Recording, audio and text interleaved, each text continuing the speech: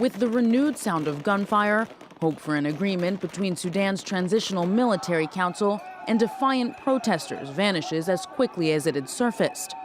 In an undeniable setback, military rulers suspended negotiations with protesters until they deemed the atmosphere appropriate for finalizing an agreement.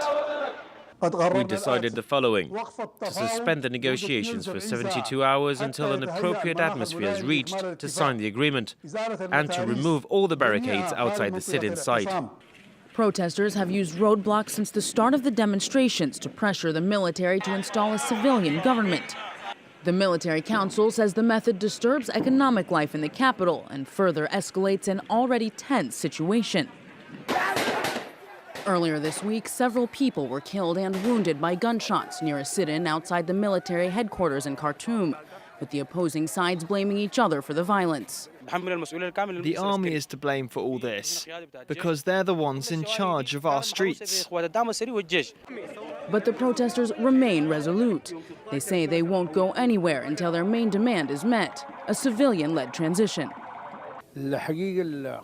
Honestly, the decision issued today to halt negotiations is a big shock to all citizens of Sudan.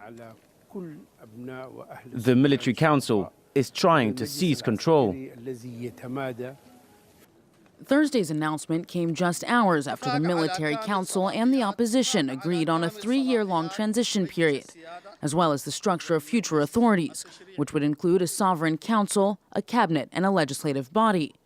But the composition of the sovereign council during the transition period remains a sticking point. The generals want it to be military-led, while the protesters are pushing for a majority civilian body.